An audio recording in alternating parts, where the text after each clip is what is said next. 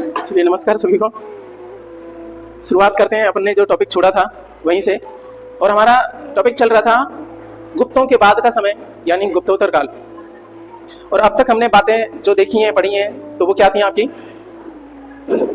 थानेश्वर में आपके पुष्यभूति आते हैं। थानेश्वर के पुष्यभूति वंश या वर्धन वंश एक ही बात। पुष्यभूति वंश इसलिए कहते हैं क्योंकि उसका संस्थापक कौन है, पुष्यभूति है। उसके बाद में नरवर्धन और भी आते हैं और लास्ट में बात करेंगे, लास्ट में नहीं मतलब जो प्रभावी राजा वो है प्रभाकर वर्धन। प्रभाकर वर्धन की 3 संतानें हुई, राजवर्धन, हर्षवर्धन 2 पुत्र हुए, राजश्री पुत्री हुई। ऐसे करके हमने चर्चा करी थी। राजश्री का ब्याह कर दिया मौखरी वंश के ग्रहवर्मन के साथ में। लेकिन नीचे कौन है आपका, ब्रह्मगुप्त मालवा में। उसने क्या करा, ग्रहवर्मन को मार दिया। तो खबर पड़ेगी कहाँ, थानेश्वर में जाएगी कि नहीं। तो उस टाइम पे जब इसको मार दिया गया है, किसको, ग्रहवर्मन को, मौखरी जो कन्नौज के राजा को। उस टाइम पे राजा कौन है, राजवर्धन। वो आता है तब फिर क्या करता है, ये नीचे जो ब्रह्मगुप्त है मालवा में, वो शशांक से मिलकर के उसको मार देता है और शशांक शासन कर लेता है कन्नौज में। इतनी बात हमने पढ़ी थी। उसके बाद में जब उसको मार देता है तो अब शासक कौन बन गया, 606 ईस्वी में हर्षवर्धन राजा बन जाता है। फिर उसके बाद में वो क्या करता है, सबसे पहले किसको निपटाता है, शशांक को ही। शशांक को हरा देता है, कन्नौज को वापस अपने हाथों में ले लेता है। कहते हैं कुछ दिनों के लिए बहन भाई दोनों ने शासन किया था, हालांकि वो था, लेकिन कंट्रोल में बात करें तो किसके अधीन आ गया, वो हर्षवर्धन के उसमें ही आ गया था। हर्षवर्धन की हमने चर्चा भी करी थी, आगे पुरानी क्लास में सब कुछ हो चुका है। अब हम आगे देखते हैं उसके प्रशासन की जानकारी कहां से मिलती है या प्रशासन के बारे में चर्चा क्या है। उसकी जानकारी मिलती है हर्ष चरित्र से। और हमें पता है हर्ष चरित्र किसने लिखा था, उसके दरबारी कवि बाणभट्ट ने लिखा था। याद करने के लिए हमने बोला था बाणभट्ट से लगे तो आपको क्या होगा, आप हर्षित होगे या नहीं होगे, प्रसन्नता मिलेगी नहीं मिलेगी। और दूसरी जानकारी मिलती है वेनसांग के विवरणों से। वेनसांग क्या है आपका, हमने चर्चा करी थी पिछली वाली क्लास में, यात्रियों का राजकुमार बोलते हैं उसको। हर्षवर्धन के टाइम पे वेनसांग आता है, एच के टाइम पे एच आता है, हमने इतनी चर्चा करी थी।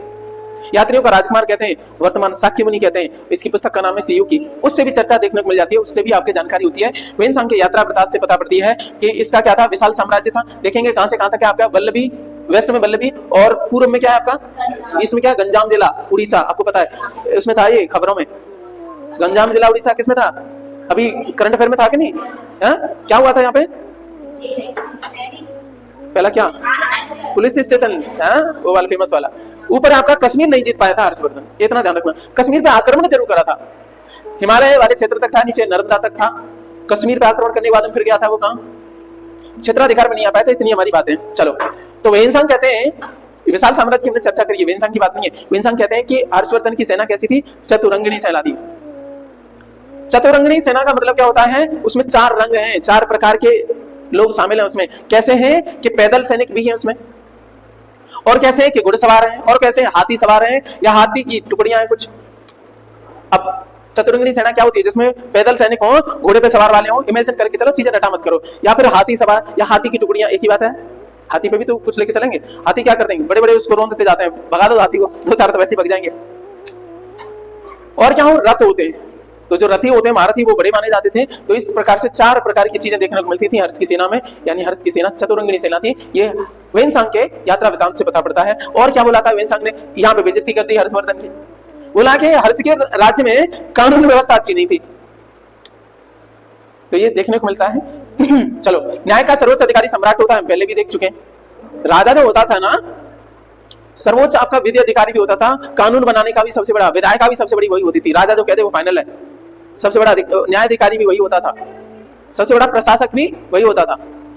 तो कार्यपालिका, विधायिका और न्यायपालिका तीनों की शक्तियां, सर्वोच्च शक्तियां किसमें नेता है आपकी, किन में आपकी, तो सम्राट में नेता होती थी। कभी ना इसको ले लो, यहां तक बात समझ में आ गई, ठीक है। ये भी हमारा कंप्लीट हो गया। अब हम बात करेंगे सामंती संगठन पर आधारित था किसका प्रशासन, हर्ष का प्रशासन। इसमें आपके राष्ट्र थे, भुक्ति थे, भुक्ति को प्रांत बोलते हैं, ध्यान है आपका, और विषय थे, विषय को डिस्ट्रिक्ट बोलते हैं। ग्राम सबसे छोटी इकाई थी। ज्यादातर में देखोगे तो गांव क्या सबसे छोटी इकाई है, और गांव का अध्यक्ष होता था आपका ग्रामा चपटलिक। हर्ष के समय पे गांव के अध्यक्ष को बोला जाता था ग्रामा चपटलिक। देखो सर, मैं थोड़ा डीप इसलिए पढ़ा रहा हूँ, आपकी छोटी परीक्षा के लिए इसमें से अभी मैं बताऊंगा कोई काम का ही नहीं है, लेकिन जैसे जैसे आने वाले समय में आप रिव्यू ऑफिसर का भी देना चाहोगे, क्योंकि उसमें केवल हिंदी और जीएस के अलावा कुछ होता ही नहीं है। थोड़ा बहुत आपका एप्टीट्यूड पूछा जाता है, उससे कोई नहीं, आप जो परीक्षा देना चाहो वो दे सकते हो। दूसरी बात क्या है कि जो आपको स्कूल में कमी थी उसको भरपाई हो पाए, एक इतिहास तरीके से पढ़ा जाए जिसे रटा ना जाए बाद में, इसीलिए थोड़ा मैं इलाज पढ़ाता हूँ, समझ आ गई ना। फिर उसके बाद में जीवन में कोई परीक्षा देना आपको रटना नहीं पड़ेगा। इसलिए जब पढ़ो तो इसी तरीके से पढ़ा जाता है। सर परीक्षा के लिए तो वो आपका वो है ना, आपको दे रखी एमसीक्यू वाली, उसको पढ़ना करना, इसके बाद में सब सरल लगेगी, वो कहानियां नहीं तोड़ती है। इसलिए ऐसी क्लासेस की जरूरत होती है। तो सर आप धन्य हो फिजिकल क्लास कर रहे हो, क्योंकि आज के समय में जो है ना अपंग बना दिया किसने, मोबाइल वगैरह ने। मोबाइल की खासियत होती है, आपके ब्रेन में मोबाइल का मतलब क्या है, एंटरटेनमेंट है ना। आप मुश्किल से 15-20 मिनट पढ़ोगे, फिर दिमाग में क्या रहेगी, नहीं मजा नहीं आ रहा, थोड़ी ना कुछ देख ले। सर मोबाइल से पढ़ ही नहीं सकते, गारंटी आप।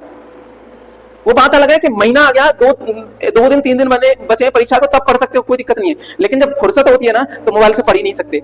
कोई नहीं देख रहे, तुरंत हटाया, मूवी लगा ली, क्योंकि जो आपका ब्रेन है ना कठिनाई की तरफ भागेगा नहीं, प्लेजर की तरफ भागता है। या फिर तुम इसमें लग गए, तो वो सर डिजाइन की गई है आपके इंटरेस्ट के हिसाब से, आप उससे रुक ही नहीं सकते, तुरंत ही आपकी उंगली जाएगी, और जब तक पूरा नहीं देख लेते तब तक आप रुकोगे नहीं। करा है ना आपने, ज्यादातर करते पैसे फेंकते हो ना इससे।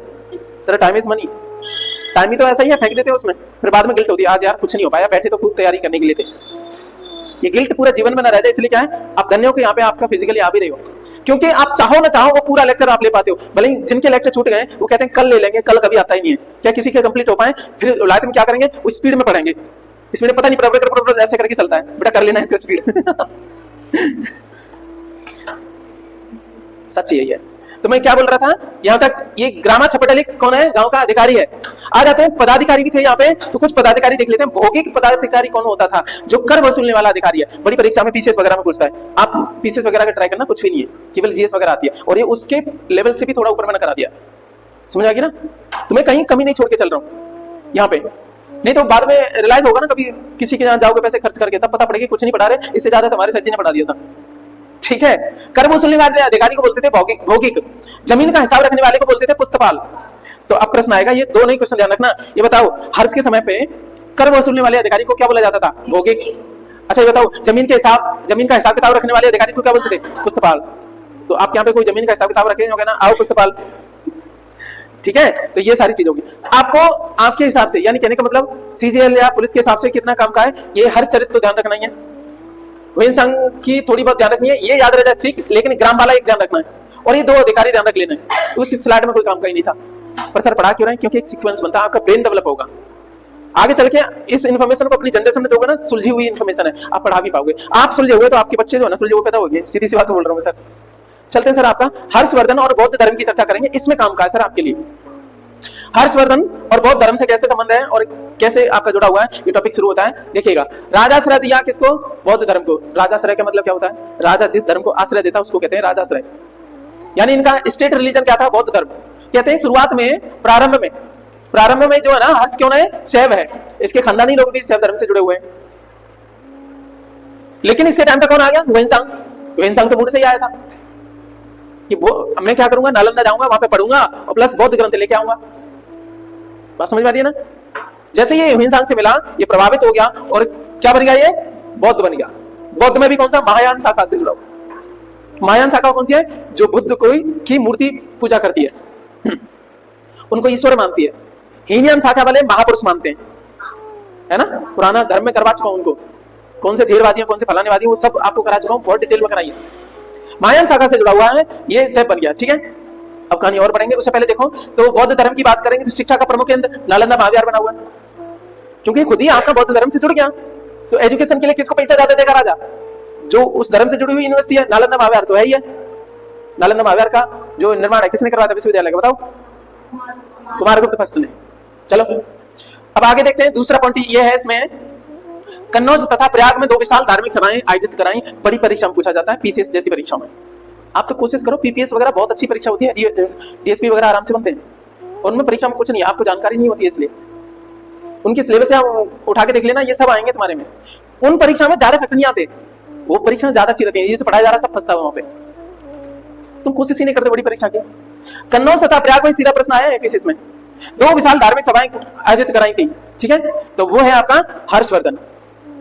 कन्नौज में तो कराएगा भाई साहब, यहाँ पे इसका शासन नहीं है, हाँ या ना। शशांक को हराने के बाद में इसने वापस ले लिया है ना।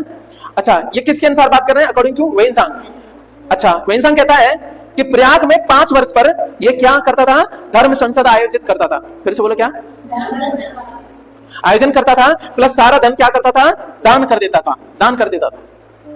प्रयाग जो इलाहाबाद वाला जगह है, वहां पे धर्म संसद करा करता था और सारा का सारा धन क्या करता था, दान कर देता था, जितना इसने अर्जन किया था 4-5 साल में। ठीक है, कमाल इस ये जो है ना, इसका कमाल का पहलू है इसका। एक ऐसा राजा जो सारी संपत्ति अपनी लुटा देता है, दान कर देता है, धर्म संसद करता है प्रयाग में। और सर यहीं से एक पॉइंट निकलता है, जब धर्म संसद हो रही है और यहीं से प्रथा शुरू हो गई कि एक समय आएगा हर 12 साल में बड़ा मेला लगेगा, जिसको कहते हैं सर कुंभ का मेला। कुंभ के मेले को प्रारंभ करने का श्रेय किसको दिया जाता है? वही इंसान, सॉरी इसको कहना है हर्षवर्धन को। धर्म संसद से यहीं से शुरू हुआ था, 5 वर्ष में शुरू करता था, ये फिर 12 साल में लगने लगा। वो फिर प्रथा बन गई, लोग आने शुरू हो गए प्रयाग में, क्यों प्रयाग में तो लगता है, वैसे ये 4 जगह लगता है, लेकिन प्रयाग में भी अच्छा वो मतलब मेन आपका प्रयाग वाला ही माना जाता है। ठीक है ना, मेरी बात समझ में आई ना? बाकी तो कुंभ वाले में करवाऊंगा बाद में चीजें। तो कुंभ मेले के प्रारंभ का श्रेय किसको दिया जाता है? हर्षवर्धन को। पूछा जाएगा वो कौन सा आपका राजा है जो प्रयाग में हर 5 वर्ष में धर्म संसद का आयोजन करता था, प्लस अपना सारा धन दान कर देता था, तो वह आपका हर्षवर्धन।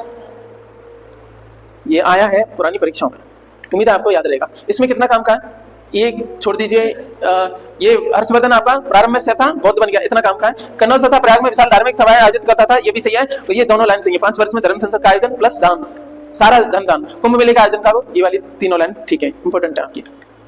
अब देखते हैं साहित्य के मामले में बात करते हैं। हर्षवर्धन के टाइम पे साहित्य कौन सा बढ़ा और साहित्य के फील्ड में क्या आपकी वृद्धि हुई? तो प्रमुख विद्वान कौन है? बाणभट्ट हैं, जिन्होंने आपका क्या लिखा है? हर्षचरित भी लिखा है, कादम्बरी लिखा है। वो हम पढ़ा है इसलिए मैंने बार-बार दोबारा लिखा नहीं, हर्षचरित और कादम्बरी। अगला चलते हैं, एक विद्वान है मयूर। मयूर की रचना है सूर्य शतक। सूर्य शतक किसने लिखी? मयूर ने। अब आ जाते हैं एक और विद्वान है जयसेन। कौन है आपके? हर्ष के समय पे जयसेन विद्वान है, संस्कृत के विद्वान है। अच्छा ये क्या है? ये पढ़ाई मारते हैं, मैं किससे बड़ा विद्वान हूँ? कालिदास से बड़ा हूँ, मैं महाकवि भाष्य से बड़ा हूँ। जयसेन आपका ऐसे करते हैं, सर कालिदास बनने के लिए थोड़ा खुद के कहने से कालिदास थोड़े ना हो जाते हैं, वो अपने आप में अलग चीज है।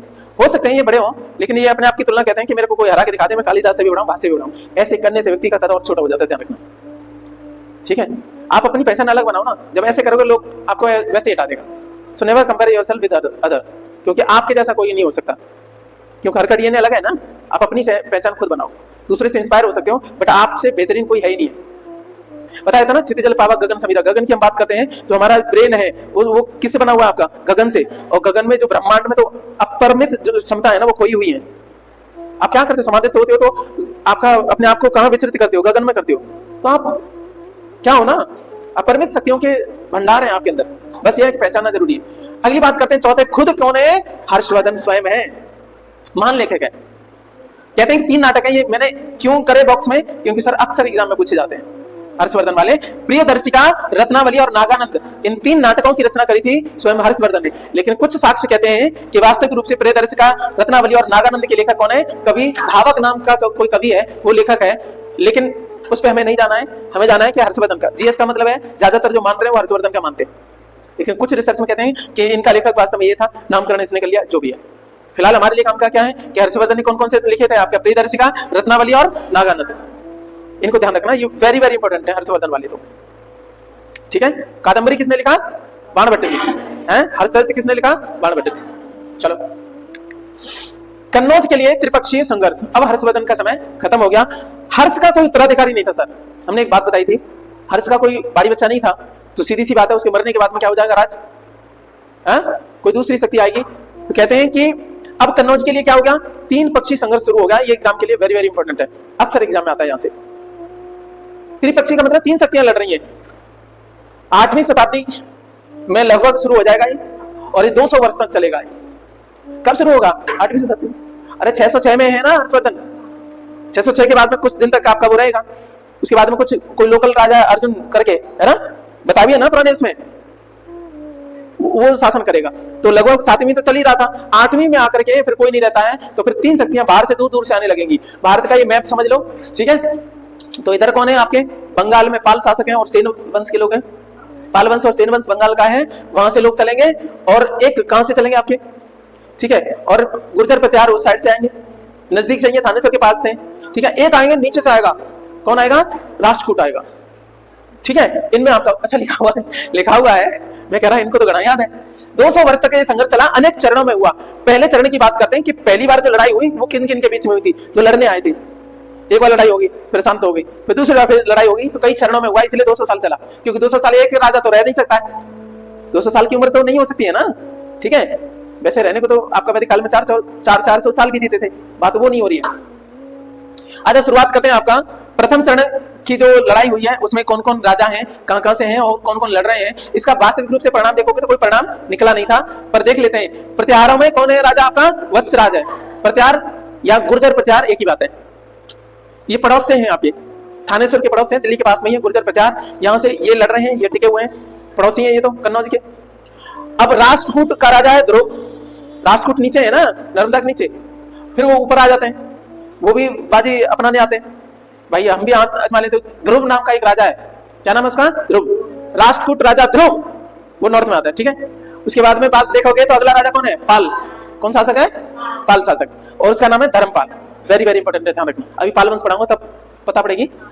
चलिएगा, बंगाल की साइड से पाल है, ये दक्षिण में से ऊपर आता है कौन? राष्ट्रकूट राजा ध्रुव, और वत्स राजा प्रत्याहार से। ये तीन पक्षी, इसलिए इसको त्रिपक्षी संघर्ष बोला जाता है। सर एग्जाम में जो ना कंफ्यूज हो जाते हैं, और एक क्रम में और रखा है मैंने, इधर से प्लस बंगाली की साइड से प्रत्याहार राष्ट्रकूट पाल, ठीक है। प्रत्याहार राष्ट्रकूट और पाल। स्वामित्व के लिए संघर्ष का आरंभ किसने कराया, शुरुआत किसने करी है कलेश की? पाल शासक धर्मपाल ने। बंगाल की साइड से आए, ओके, कन्नौज पर कोई नहीं, चलो शुरुआत कर लेते हैं, बगलिए। तो इसने क्या करा? आक्रमण करा, ठीक है, और कन्नौज को अपने अधिकरण में ले भी लिया। कन्नौज को ले लिया, वहां का इंद्रायुध करके राजा है कन्नौज का, उसको हरा दिया। कन्नौज पर वास्तविक रूप से हर्षवर्धन का कोई रहा नहीं, तो कोई अर्जुन है, अर्जुन के बाद में कोई देखेंगे तो बीच बीच में जो भी आता है। अभी राजा कौन है? जब ये धर्मपाल आक्रमण कर रहा है तब है इंद्रायुध। इंद्रायुध को हरा के उसकी जगह पे बैठाएगा चक्रायुध को। किसको? है ना, सीधे बैठ जाओ। चक्रायुध को बैठा देता है और एक दरबार लगाएगा। इसके दरबार की कहानी बाद में करेंगे, अभी लड़ाई करवा दे रहे हैं, क्योंकि अभी धर्मपाल फिर आएगा, पाल वंश की चर्चा आएगी ना, तब फिर आएगा। पता नहीं क्या होगा तुम्हारा। सर एक चीज बताएं, ये पढ़ाई लिखाई है ना, ये विरासत है आपकी, इसको कोई नहीं छीन सकता, आपकी खुद की कमाई है। पैसा खर्च हो सकता है, लेकिन ज्ञान जो है ना, वृद्धि होती है दिनों दिन। इससे खूबसूरत कमाई कोई होती नहीं है। या तो आलस में रह सकते हो, या सोच सकते हो कि हमें ज्ञान हो रहा है, यार क्या लड़ाई चल रही थी, ये वास्तविक रूप से आप ही के देश में हो रहा था ना। एक मैं गीत सुन रहा था, एक आधार जी का कोई वो रिक्शा चला रहे थे, हमारे वहां से वो निकले, वो थाने के पास है, तो कह रहे तूने जीवन बिताई दियो कचरे में, कैसी भूख लगी तो अपरे में। वो एक दो लाइन नहीं ध्यान रही। कोई नींद लगी तो है, किसमें कहते हैं इसमें? नींद लगी, इनको पता होगा क्या बोलते हैं वो, नींद लगी तो जो भी है, तूने हीरा लुटाए दियो दगरे में, ऐसे कुछ करके कहते हैं। तूने हीरा लुटाए दियो दगरे में, चौरे में। नहीं सच्ची बात है, कहते हैं ना, जवानी नींद बरस होया, बुढ़ापा देख करे दे होया, अरे नादान परदेसी, है ना, ये सुने होंगे, ये सच बात है। अच्छा, हर किसी को कलानी है ये, लेकिन वक्त बीतने के बाद में होश आता है बसर को, वक्त ढल जाने के बाद। आ जाओ सर यार, सच में बाद में बहुत गिल्ट होती है कि काश वो रहते थे, पता है, पावर गेन कर पाते। वो दुनिया में ध्यान रखना सबसे खूबसूरत होता है अभी जो पावर गेन कर लोगे। पावर कई तरह की होती है, ज्ञान की पावर रखो, बाकी सारी पावर अपने आप आ जाती है। सबसे खूबसूरत पावर है आपकी ज्ञान की। ज्ञान होगा तो कहीं कलेशी नहीं होगी, लड़ाई नहीं होगी। राज जो है ना, दूसरी धन की पावर जो है ना, एक बार को सम्मान दे सकती है, लेकिन ये ज्ञान की पावर है ना, आपके दिलों में शासन करते हैं ऐसे लोग, ठीक है। चलेगा, सो हम यहाँ तक समझ गए सर, आगे चलते हैं। आपका नोट क्या है सर? ये लड़ाई हो रही थी, कुल मिला के सार बता दो सर। 200 वर्षों के बाद में क्या हुआ? अंतिम रूप से गुर्जर प्रत्याहार शासकों का अधिकार हुआ था। आप याद कैसे रखोगे सर? एक चीज बताओ, ये बंगाल से भागे भागे आ रहे हैं, आधी सेना थक जाएगी कि नहीं, फिर वापस जाएंगे, घर छोड़ के थोड़े ना आ सकते हैं। और ये तो राष्ट्रकूट तो और भी दूर से थे, ये आएंगे, इनके साथ हुआ भी, फिर वापस भागे। तुम वापस भागोगे तो क्या होगा? ये तो पड़ोसी थे ना गुर्जर प्रत्याहार, तो फाइनली जीता कौन? जो वहीं के थे। तो एक चीज ध्यान रखना, डिस्टेंस भी मायने रखता है, तो इनके साथ में यही था। बाकी तो और कहानियां हैं, आपको बताने की जरूरत नहीं, शॉर्ट में बता दिया। गुर्जर प्रत्याहार क्यों जीते? क्योंकि नजदीकी थे, इन्हें भागना नहीं था, इन्हें नजदीकी है। ये तो फिर भागेंगे अपने मुख्य राजधानी की तरफ, ये भी भागेंगे। कहां पे इनकी राजधानी? पाटलिपुत्र की साइड में इनकी, बंगाल में ना, पाटलिपुत्र से आगे हैं भाई, बंगाल में। चलो, तो यहां तक हमारी बात हो गई। फिर चलते हैं, अब टॉपिक शुरू कर देते हैं। त्रिपक्षी संघर्ष खत्म हो गया, बताओ क्या था त्रिपक्षी संघर्ष में? इधर से कौन है? प्रत्याहार या गुर्जर प्रत्याहार एक ही बात है। फिर उसके बाद में राष्ट्रकूट प्रत्याहार, पहले चरण का कौन है? वत्सराज। प्रत्याहार में से कौन है? वत्सराज। और इधर राष्ट्रकूट में कौन है? ध्रुव। अच्छा, इधर कौन है? पाल में कौन है? धर्मपाल। पाल शासक में धर्मपाल है, ये लड़ते हैं। अच्छा, लड़ाई की शुरुआत कौन करेगा? धर्मपाल हरा देगा, ठीक है। किसको? इंद्रायुध को, चक्रायुध को बैठा देगा। अब इसकी कहानी आ रही है, बड़ा अच्छी है, इंटरेस्टिंग है। एक कवि आएंगे, इसको उपाधि देंगे, चर्चा कर रहे हैं। आ जाते हैं बंगाल के पाल और सेन वंश। सोचो आप अपने देश के इतिहास की चर्चा कर रहे हो, मतलब ज्ञान ले रहे हो, ये होता था हमारे देश में। आप कहानियों के रूप में पढ़ो ना, वो भी सच्ची कहानियां हैं, इतिहास है ही नहीं है। आप सोचो कि मैं पढ़ाई कर रहा हूं तो गड़बड़ हो जाएगी, ब्रेन आपका कहेगा ना पढ़ाई कठिन होती है, मजा नहीं है इसमें। तुम सोचो कहानी सुन रहे हो, ऐसे लोग होते थे, कैसे क्या कर रहे थे, तो वास्तव में है ही नहीं पढ़ाई। सच्ची बात है कि नहीं? चलो आ जाओ इधर, अब आपको लेके चल रहा हूँ बंगाल की साइड में। भारत का ये इस तरीके से मैप है, यहाँ पे आ जाओ, यहाँ की जानकारी हम कर लेंगे, तो आगे चल के कहानी समझ में आ जाएगी किसने आक्रमण कब किया, क्योंकि हम मध्यकालीन भारत की तरफ आप बढ़ रहे हैं। हालांकि मध्यकालीन भारत का ही हिस्सा ये पूर्व मध्यकाल में आता है। मध्यकाल के दो भाग, पूर्व मध्यकाल और उत्तर मध्यकाल, ठीक है। पूर्व मध्यकाल बताओ कितने तक है, पढ़ा चुके हैं आपको, 6वीं सेंचुरी से लेकर के 13वीं सेंचुरी तक, और 13वीं से 16वीं तक आपका उत्तर मध्यकाल। लेकिन मुगल काल को भी इसमें शामिल करते हैं समटाइम्स।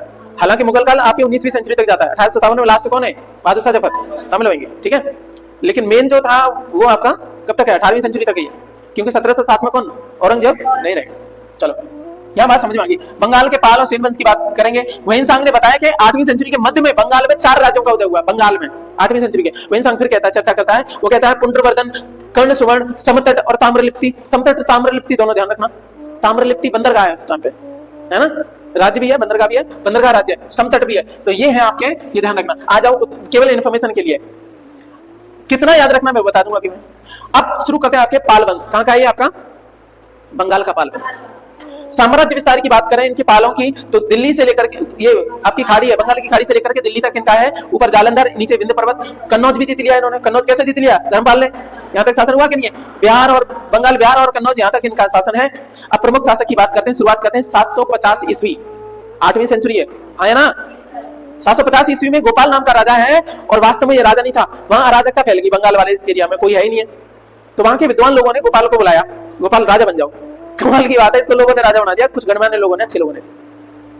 जैसे महाराजा मनु को जबरदस्ती राजा बनाया गया था ना, वैसे ही गोपाल को बना दिया गया, गोपाल इधर आओ, हे गोपाल राजा बन जाओ। गोपाल ने क्या करा, पाल वंश का संस्थापकों ने, गोपाल, पाल से ध्यान रखना पीछे ही, गोपाल ने क्या करा, किस वंश की स्थापना करी, पाल वंश की स्थापना किसने करी, गोपाल ने। जब इस तरीके से आप पढ़ते हो ना, बाद में फिर रटना नहीं पड़ेगा, फिर आप जो ऑब्जेक्टिव वाली है उसको लगाते रहो, कोई भी परीक्षा दे लो। चलो शुरुआत करते हैं। तो एक बात यह है कि गोपाल जो है ना, किस धर्म का अनुयायी है, बौद्ध धर्म का अनुयायी है। अरे पड़ोस में है ना बंगाल, किसके, बिहार के, वहीं पे, उससे बहुत समय पहले आपके बौद्ध आ चुके हैं ना उस एरिया में। तो गोपाल किस धर्म का अनुयायी है, बौद्ध धर्म का। धार्मिक व्यक्ति है, इसलिए लोगों ने बना भी दिया, अच्छा इंसान था। इसने एक मठ बनवाया, ओदंतपुरी मठ का निर्माण करवाया, ये एग्जाम में इंपॉर्टेंट है। ओदंतपुरी मठ का निर्माण किसने करवाया, गोपाल ने करवाया। सर आपको एक बात बता दूं, सबसे बड़ा मठ कौन है आपका, नालंदा। नालंदा के बाद में कोई सबसे बड़ा है तो ओदंतपुरी वाला है। कहां है सर आपका, ये भी नालंदा वहीं है, ये भी वहीं पे है। सुनो देखो, इसका दूसरा नाम देखने को मिलेगा उदंतपुरा, नालंदा में पड़ता है। भारत का दूसरा सबसे पुराना, सबसे पुराना कौन है, नालंदा। दूसरा सबसे पुराना, बड़ा नहीं है, इसने पुराना बोला ना, पुराना है, sorry I beg your pardon, वो पुराने की बात करेंगे। उदंतपुरी क्या है, दूसरा सबसे पुराना मठ है, जो किसने निर्माण कराया, गोपाल ने। चलो इसके बाद में इसका बेटा आ जाता है 770 में, 750 में, यानी कहने का मतलब गोपाल ने कितने साल तक शासन करा, 20 साल। उसके बाद में उसका बेटा आ जाता है धर्मपाल। ये वही है धर्मपाल, क्या करेगा, कन्नौज की लड़ाई में लड़ेगा। कन्नौज पे ये क्या करता है, बंगाल को उत्तर भारत के प्रमुख राज्यों में स्थापित कर दिया, क्योंकि अब देखो कन्नौज के शासक इंद्रायुध को पराजित कर दिया, और अपने क्या है, चक्रायुध को उसकी गद्दी पर बैठा दिया। अपने नहीं, वहीं से उठाया, इंद्रायुध के घर में से ही होगा कोई, चक्रायुध को रख दिया, अपना बैठा दिया व्यक्ति, तो क्या हो जाएगा, जरूर थोड़ी ना आ जाओ। चक्रायुध को बिठा दिया और वहां पे भव्य दरबार लगाया। तो गुजराती कवि सोडल है, ध्यान रखना एग्जाम में आता है, पीसीएस वगैरह में अच्छा खासा पूछा जाता है। गुजराती कवि सोडल है, और इसको धर्मपाल को एक उपाधि देंगे, क्या है सर, उत्तरापथ का स्वामी। हे उत्तरापथ के स्वामी, कुछ और है ना, उत्तराखंड के राजा, वो कोई और गाना है। सुनो, उत्तरापथ के स्वामी किसको बोला गया है, धर्मपाल को। किसने बोला, कवि सोडल ने, एग्जाम में आता है। क्यों बोला है, उस टाइम तक उत्तर में राज्य कर लिया कि नहीं इसने, कन्नौज भी जीत लिया। कन्नौज का पहले से किस पे था, अधिकार था, उत्तरापथ, जिसको बाद में क्या बोला गया है, अरे जीटी रोड क्या उत्तरापति है ना, पुराना नाम उसका है, क्या है हमारा टेंटेटिव हेरिटेज लिस्ट में है आपका। चलो उत्तरापथ का स्वामी कौन है आपका, धर्मपाल है। किसने उपाधि दी है, गुजराती कवि सोडल ने। अन्य लेखों में इसको एक और उपाधि है, परम सौगात की अन्य लेखों में मेन कौन सी ध्यान रखनी है, उत्तरापथ का स्वामी सोडल ने दिया, धर्मपाल को दिया, इंद्रायुध, ये याद रह जाता ठीक, नहीं तो कोई बात नहीं, बस इतना ये जरूर ध्यान रखना, ये याद रह जाता ठीक, कोई ज्यादा जरूर नहीं है, पर ये वाली बात इंपॉर्टेंट है, ठीक है। ओके, कन्नौज पे आक्रमण करा, जीत भी गया पहले चरण में, ठीक है। ओके, बाद में फिर और भी चरण होते हैं, फाइनली कौन जीतते हैं, गुर्जर प्रचार जीतते हैं। इसकी सबसे बड़ी बात क्या आ जाती है, बौद्ध धर्म का न्याय, ये भी है, इसके पिता भी क्या है, बौद्ध धर्म के ही है। उन्होंने क्या बनाया जल्दी बताओ, ओदंतपुरी मठ बनवाया ना, दूसरा सबसे पुराना। गुड, कहाँ बनवाया? नालंदा में। गुड गुड, जगह वही है। ओके, अब बौद्ध धर्म का अनुयायी है, इसने क्या किस चीज की स्थापना करी? देखो कमाल की बात है, इसके लिए इंपॉर्टेंट कौन सा आता है? विक्रमशिला विश्वविद्यालय, वो धर्मपाल ने इनकी स्थापना करवाई। कहाँ करवाई? भागलपुर बिहार में पड़ता है। देखो मान लीजिए नालंदा ये रहा, उससे थोड़ा ऐसे चलो, कहाँ पे? ईस्ट की ओर। मैं आप ही के हिसाब से मैप रख रहा हूँ, समझ रहे हो ना? ये बिहार है, बिहार से इधर चलो, नॉर्थ ईस्ट की साइड में, ठीक है? तो भागलपुर इधर पड़ेगा, नालंदा इधर पड़ जाता है, फिर इधर पड़ता है। तो ज्यादातर ईस्ट में कौन है? इष्टतम कौन है? वो 4-5 आंसर दे देगा। तक्षशिला, वो कहेगा नालंदा, वो कहेगा आपका विक्रमशिला। इनमें से आपका ईस्ट से वेस्ट से जाओ, कौन सा पड़ेगा बताओ? सबसे पहले विक्रमशिला, फिर उसके बाद में नालंदा, फिर उसके बाद में तक्षशिला। समझ आ रही है ना? बाद में ज्ञान को कैसे भी पूछ ले एग्जाम में, तुम्हें कंसेप्ट क्लियर होना चाहिए। तक्षशिला तो उधर है ना, अफगानिस्तान में, तो वेस्ट में नहीं हुआ बावड़ी। भागलपुर बिहार में पड़ गया। एक और है सर आपका सोमपुर महाविहार बनवाया, इसने बांग्लादेश में पड़ता है। हमें कौन सा ध्यान रखना? आईएमपी कौन सा हमारा? विक्रमशिला वाला। और ये अक्सर सर आता भी है। विक्रमशिला विश्वविद्यालय की स्थापना किसने करी? आपकी धर्मपाल ने। सर मेरा प्रश्न है, नालंदा विश्वविद्यालय की स्थापना किसने करी? कुमारगुप्त फर्स्ट। जानबूझ के मैं बार बार रिपीट करवाता हूँ जिससे आपको याद रह जाए, ठीक है? तो ये हमारी बात होगी। सर इस पूरी स्लाइड में कितने काम की चीज है? ठीक है, 770 में आपका धर्मपाल और उत्तरापद का स्वामी गुजराती कवि सोडल ने उपाधि दी, उसके बाद में स्थापना करवाई विक्रमशिला विश्वविद्यालय की। 3 बातें ध्यान रखना, बाकी कोई काम की नहीं है, ठीक? अब चलते हैं इसके बाद में, इसका उत्तराधिकारी है, उसका नाम है देवपाल। पहला कौन है? गोपाल, गोपाल के बाद में धर्मपाल, धर्मपाल के बाद में देवपाल, धर्म के बाद में देवता आ गए। देवपाल के बारे में बात करें, विस्तारवादी नीति का अनुसरण किया। कहने का मतलब क्या है? विस्तारवादी नीति कौन सी? अपने पिता की भांति, पिता ने कन्नौज तक विस्तार किया, इसने भी उसी को फॉलो किया।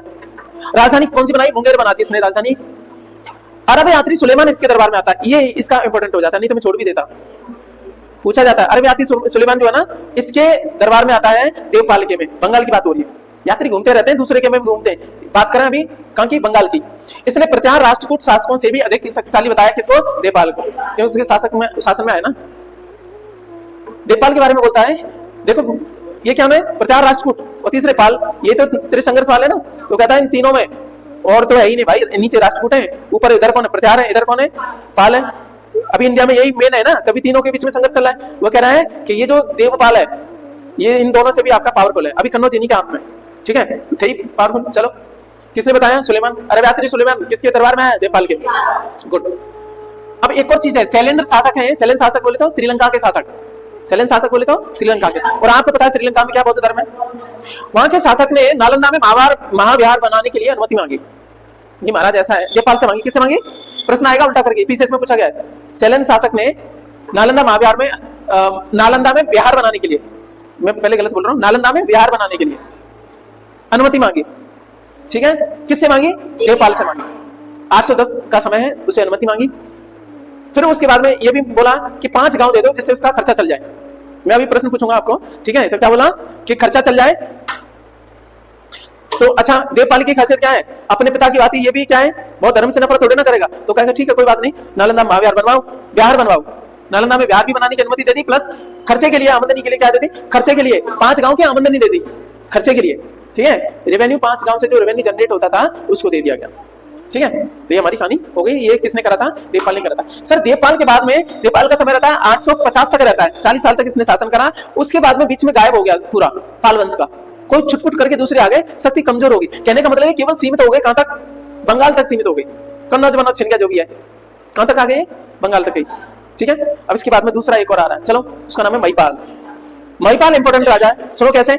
महिपाल प्रथम जो राजा है, इसके समय में पालों की शक्ति दोबारा से पुनर्स्थापित हुई और इसको बोला जाता है पाल वंश का दूसरा संस्थापक। गोपाल के बारे में नहीं पूछेगा, वो कहेगा पाल वंश का दूसरा संस्थापक कौन है? तो महिपाल प्रथम। पहले गोपाल आए, उनके बेटा कौन आए? धर्मपाल आए, उनके बेटा कौन आए? देवपाल आए, देवपाल के बाद में महिपाल।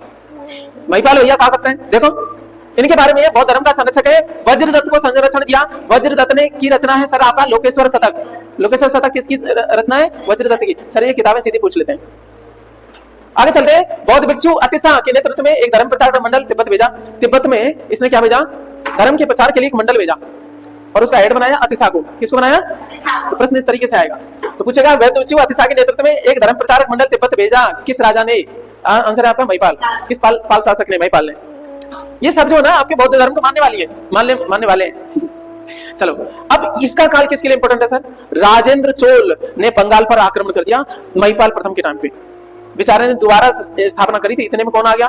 चोल शासक राजेंद्र चोल, यहां आक्रमण कर दिया। और आपकी एक कहानी जुड़ेगी, पाल वंश पढ़ने के बाद में कई कहानियां बाद में जुड़ जाएंगी, आपको रटना नहीं पड़ेगा। एक तो जो खिलजी है ना, बख्तियार खिलजी, जो आक्रमण करेगा उसकी भी चर्चा आएगी, वो सेन वंश में आएगी, वो यहाँ नहीं आएगी। और इसके राजेंद्र चोल की, राजेंद्र चोल नीचे से साउथ से उठ करके आ रहा है और ये गंगा को पार करेगा, तब जाकर के वो कर देगा, आक्रमण कर देगा और जीत लेगा। महिपाल के टाइम पे आपका राजेंद्र चोल आक्रमण करता है और जीत जाता है। जीतने की वजह से ही, क्योंकि गंगा वाले क्षेत्र को जीत लिया, इसलिए बोलता है गंगा कोंड की उपाधि धारण करता है। सर गंगा बोले तो गंगा, कोंड माने विजेता। किसको हराता है सर? आपका महिपाल प्रथम को हराता है। अब आपको दिक्कत नहीं होगी जोड़ने की, चोल भी पढ़ेंगे तब भी कहानी लिंक होगी। जो राजेंद्र चोल है ना, चोलों में कौन? राजेंद्र चोल, वो ऊपर जाता है और गंगा वाले क्षेत्रों को जीतता है। क्षेत्रों को जीतने की वजह से कोंड बोला जाता है, उनकी भाषा में गंगा कोंड, गंगा के क्षेत्र को जीतने वाला व्यक्ति गंगा कोंड की उपाधि धारण करता है और अपनी राजधानी भी नाम बदल लेता है, गंगा कोंड चोलपुरम। गंगा कोंड चोलपुरम में बृहदेश्वर मंदिर अपना अलग बनवाता है। इसके पिता ने तंजौर में बनवाया था, तंजौर नीचे है, गंगा कोंड चोलपुरम तुरंत थोड़ी ऊपर है। कहानी सीक्वेंस में बन रही है। तो ये हमारी बात होगी इनकी। आगे चलते हैं। आपका 1075 में ईस्वी में रामपाल आता है। आपको नहीं लग रहा देखो कुछ गड़बड़ हुई है? 978 में था, 1038 में इसका शासन खत्म हो जाता है, बीच में फिर से गायब हो जाते हैं। फिर से इन्हीं के में से आपका पाल शासक आ गया। अरे गड़बड़ हो गया क्या? रामपाल, रामपाल भैया आगे कब? 38 में बीच में आपका गड़बड़ रहा है, तो 1075 में फिर से रामपाल आ गए और इसका शासन आपका 1020 तक, सॉरी 1120 तक, 1120 या 1120। तो रामपाल आ गए, अंतिम शक्तिशाली शासक है पाल वंश का रामपाल। कैवर्तों का विद्रोह इसके टाइम पे हुआ है। कैवर्त लोगों का विद्रोह किसके टाइम पे हुआ? रामपाल के टाइम पे। याद रह जाए, ठीक नहीं तो गोली मारना। एक चीज ध्यान रखना, ये इंपॉर्टेंट है, रामचरित मानस नहीं है, केवल रामचरित है। कि जो रचना किसने करी है? संध्याकर नंदी ने, और इसी में उल्लेख है कैवर्तों का विद्रोह हुआ है रामपाल के टाइम पे। देखो रामपाल है इसीलिए रामचरित है। अरे हर्षवर्धन है तो हर्षचरित है, उसमें रामचरित में इसमें वो थोड़े ना कि रामायण नहीं है। ये किस कौन है? रामपाल की चर्चा है यहाँ, भगवान राम की नहीं है। रामचरित किसने लिखी है? संध्याकर नंदी ने। संध्याकर नंदी किसका है? रामपाल का, वो कौन? दरबारी, ठीक है। हर्षचरित किसने लिखी? हर्षवर्धन नहीं ने। हर्षवर्धन के बारे में मतलब ये बोल रहा हूँ। रामचरित किसके बारे में? रामपाल के बारे में। रामपाल वाली कहानी पढ़ाई है ना, सुनाई थी शुरुआत वाली क्लासेस में, है सुना दी तब वो आते थे शानी वगैरह ना। हाँ 2-4 दिन तो ये कह रहे थे हम तो खाइए ही। चलो ठीक, और मटर पनीर सही चल रहा है। चलो तो अब सुनो, रामपाल के बाद में कहने का मतलब 1120 के बाद में, इधर देखो 1120 तक तो रामपाल ही रहा है, 30 साल तक और अन्य पाल शासकों ने शासन करा है, उसके बाद में खत्म। जो शासन शुरू हुआ था, एक वक्त ऐसा आता है, ठीक है, लोग रहते हैं, फिर उसमें क्या आ गया? खत्म हो गया। फिर उसके बाद में होता क्या सर? आपके गहड़वालों ने बिहार तक विस्तार कर लिया। बिहार में बोले तो शाहाबाद और गया वाले इलाके को जीत लिया किसने? गहड़वालों ने। सर गहड़वाल कौन है? ये कन्नौज के, कन्नौज से संबंध रखते हैं। कहां के? ये कन्नौज। तुमने बोला कि बेटा तुमने हमें जीता था, अब हम तुम्हें जीतेंगे लास्ट में। तो गहड़वालों ने कहां कंट्रोल कर लिया?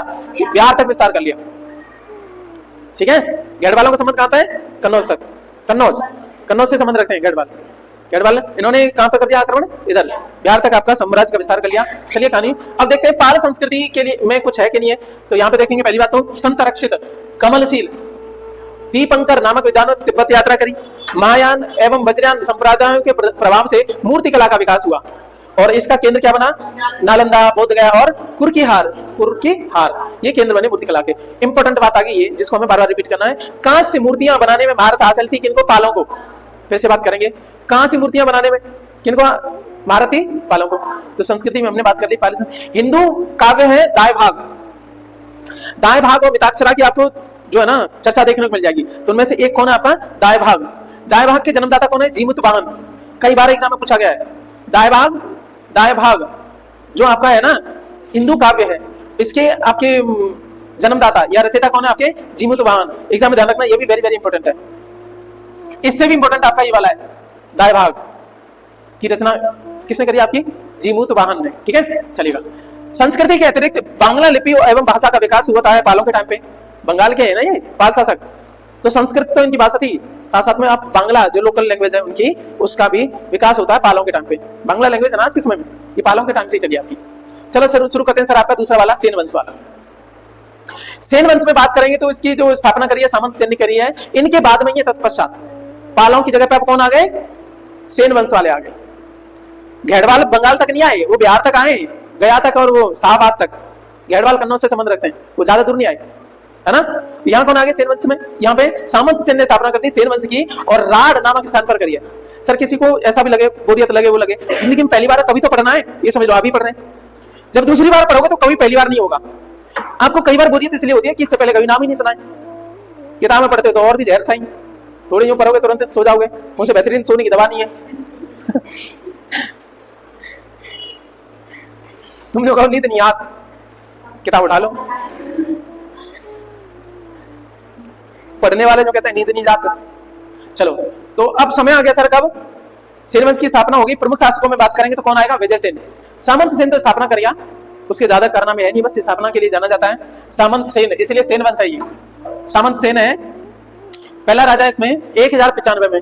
आप कहोगे सर 1120 और 11 से प्लस 30 वर्ष उन्होंने शासन करा है, आप तो ये कह रहे हैं इन्होंने उनके बाद में आई है, ये तो 1095 बता रहे हैं। हमने बोला कि इनके जो है ना राजाओं के शासन छीड़ होने गए तो ये भी उभर गए, वंश आ गया ना। पहले तो आपका यहाँ पे एक अलग राजा, वहां अलग राजा है, ये बड़े बड़े देश थोड़े ना होते थे, छोटी छोटी जगहों के राजा हो जाते थे। ये लोग आ गए थे पहले, कौन, सेन वंशी वाले। अब कंफ्यूजन नहीं होगा, नहीं तो आप कंफ्यूज होते रहोगे। देवपाड़ा प्रशस्ति का संबंध है विजय सेन से। देवपाड़ा प्रशस्ति, प्रशस्ति का मतलब प्रशंसा, और इसके बारे में देवपाड़ा प्रशस्ति किसके बारे में, विजय सेन की विजयों के बारे में चर्चा करती है। किसने लिखी, कवि दोई ने। कवि का नाम है दोई, धोबी नहीं है, दोई, ठीक है। और इसने क्या बोला विजयपाड़ा प्रशस्ति में कि नव्य नेपाल वीर मिथिला को पराजित किया है, किसने, विजय सेन ने। किसमें लिखा हुआ है, देवपाड़ा प्रशस्ति में। आगे देखेंगे इसने राजधानी बनाई विजयपुरी और विक्रमपुर को 2 राजधानियों को बनाया।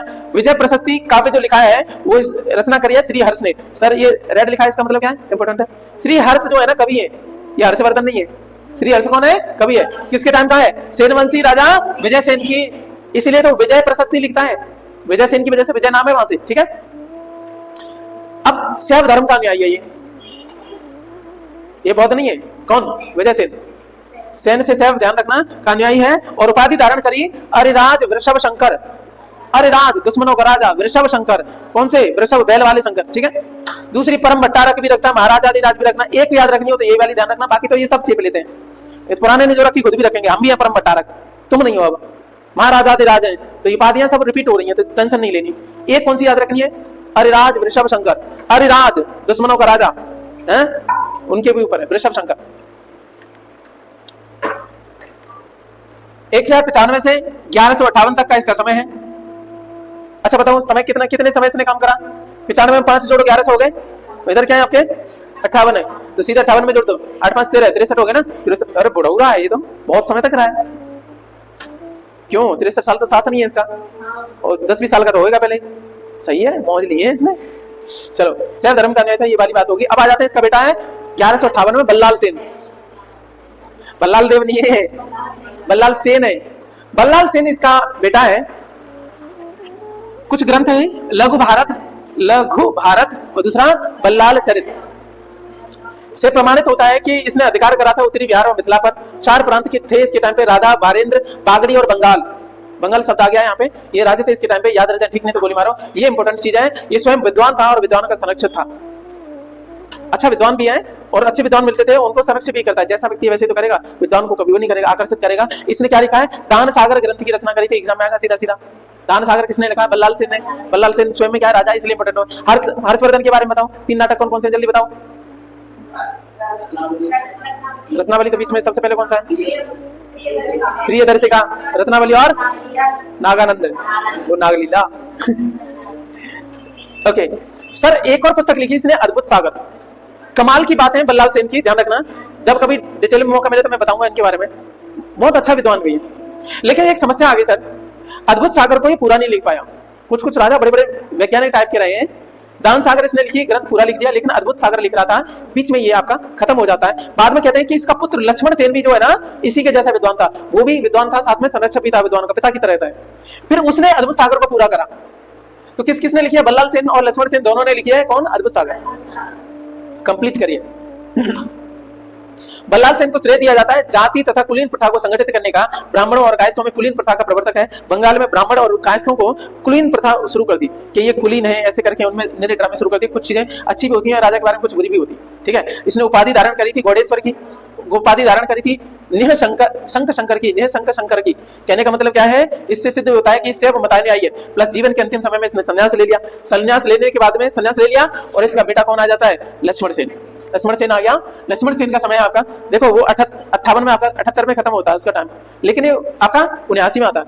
79 में लक्ष्मण सेन आ गया। इसके शासन के बारे में बात करें, इसका शासन है संपूर्ण बंगाल पे, अब कंप्लीट हो गया। प्राचीन राजधानी गौड़ के नजदीक। बंगाल की पुरानी राजधानी कौन सी है, गौड़, क्योंकि गौड़ शासक कौन है, शशांक है, याद है ना। तो उसकी प्राचीन राजधानी गौड़ के नजदीक इसने अपनी नई राजधानी बनाई, लक्ष्मणवती। फिर से सुनो क्या है, लक्ष्मण सेन नहीं बनाई, लक्ष्मणवती। इसी को बोलेंगे लखनौती। जो लखनऊ जो शहर है ना सर आपका, जो राम के भैया लक्ष्मण है ना, वो उनके लिए था। वो लखनपुर रहा करता था उसका नाम, जो बाद में लखनऊ कर दिया उसको। ये क्या आपका लखनौती, यहां से पता पड़ रहा है ना, लखनौती। लखनौती राजधानी स्थापित करी, गैडवाल शासक जयचंद को पराजित किया। अब सर आपको एक कमाल की बात बताऊं, समय कौन सा सर देखना, समय है आपका 1179 और इसी के टाइम पे 1202 में बख्तियार खिलजी आक्रमण करेगा। किसके टाइम पे, लक्ष्मण सेन के टाइम पे। इसका मतलब क्या है, उससे कुछ समय पहले बोले तो अच्छा लड़ाई कब हो रही है, 1198 में लड़ाई किसके बीच में होती है बताओ जल्दी से। पहला कौन सा होता है, पहला युद्ध होता है किसके बीच में, मोहम्मद गौरी और पृथ्वीराज चौहान तृतीय के बीच में। बताओ पहला युद्ध होता है, कौन जीत जाता है, पृथ्वीराज चौहान। कब होता है, 1198 में। कौन सा युद्ध बोलते हैं, तराइन का। दूसरा युद्ध होता है, उसमें ये हार जाएगा। कब होता है बताओ,